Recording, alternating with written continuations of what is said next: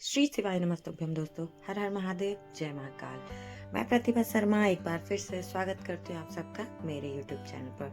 दोस्तों, उम्मीद करती हूँ कि आप सभी स्वस्थ होंगे, व्यस्त होंगे।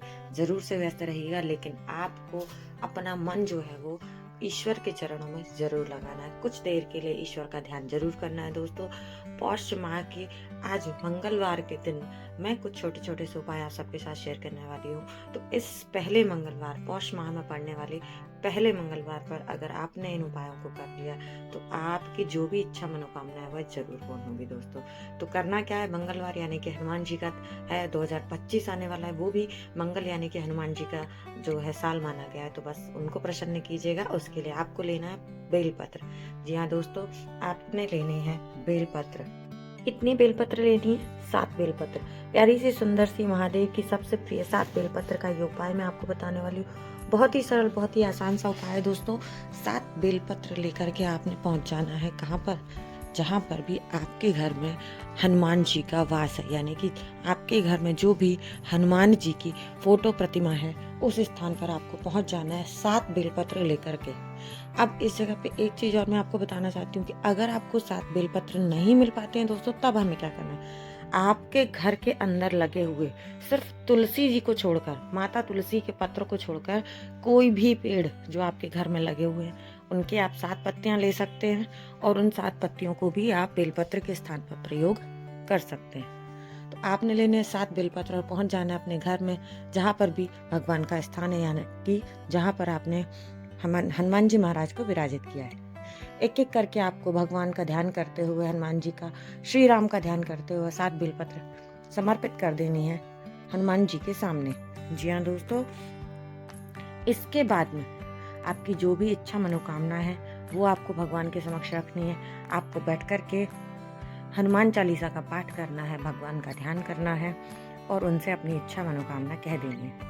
उसके बाद जो बेलपत्र आपने वहां पर चढ़ाई है हनुमान जी के सामने, उन बेलपत्र को उठा करके आपके ही घर के मंदिर में, जो शिवालय में जो शिव जी बैठे हुए हैं, यानी कि आपके घर के मंदिर में जो शिव जी की प्रतिमा है, जो शिवलिंग है, उसके ऊपर आपको वो 7 बेलपत्र आपको समर्पित कर देनी है।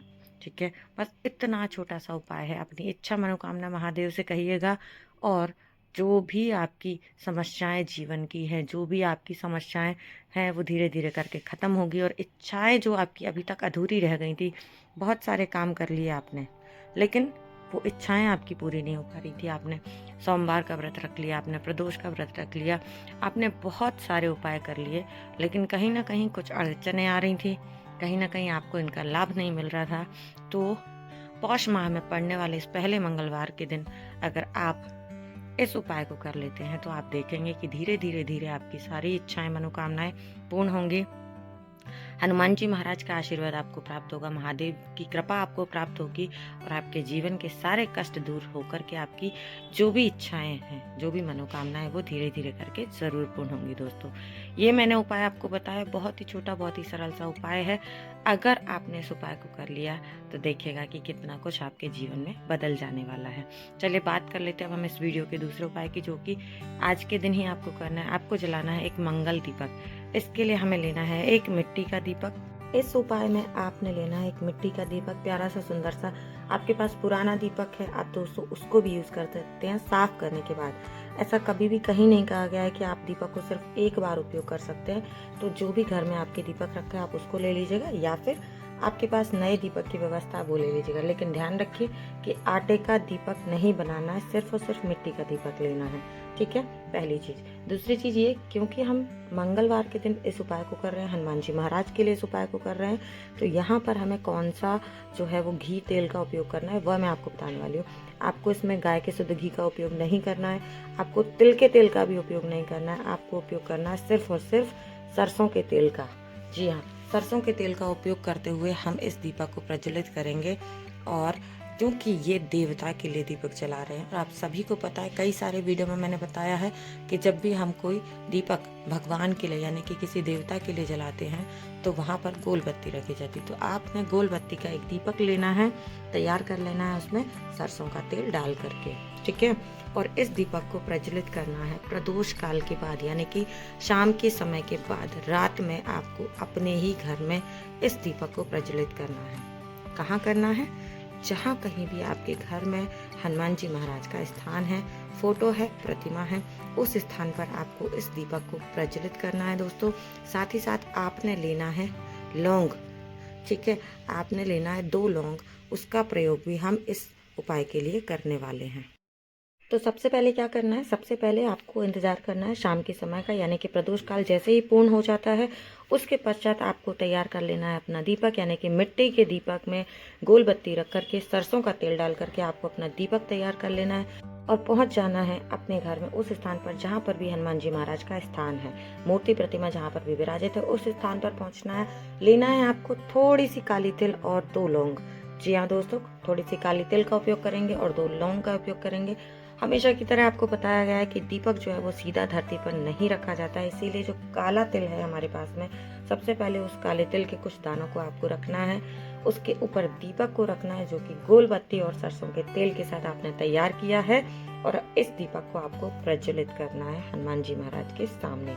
जी हाँ दोस्तों, इस दीपक को आपको प्रज्वलित करना है, हनुमान जी महाराज का ध्यान करना है। आप चाहें तो दीपक प्रज्वलित करने के बाद में हनुमान चालीसा का पाठ भी कर सकते हैं। तो दीपक प्रज्वलित कीजिएगा और दीपक प्रज्वलित करने के बाद आपने वो 2 लौंग जो हैं उनको जलते हुए दीपक में डाल देना है। हनुमान जी महाराज का ध्यान करना है, स्मरण करना है और अपनी इच्छा मनोकामना जो है वो आपको उनके समक्ष रख देनी है। आपके जीवन की जो भी समस्याएं हैं वो धीरे धीरे करके समाप्त हो जाएंगी। आपके घर पर माँ लक्ष्मी का वास होगा, ईश्वर की कृपा आपके ऊपर होगी दोस्तों।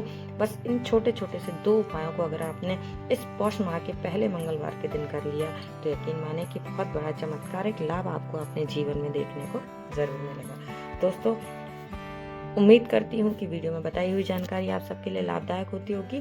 पूज्य गुरु जी की कथा को सुनकर अपने शब्दों में मैं ये उपाय आप सबके साथ शेयर करती हूँ। और अगर जानकारी थोड़ी सी भी आपको अच्छी लगती है, वीडियो अच्छा लगता है, पहली बार आप मेरे चैनल पर आए हैं तो चैनल को सब्सक्राइब कीजिएगा, वीडियो को लाइक करें और ज़्यादा से ज़्यादा लोगों तक शेयर जरूर कीजिएगा।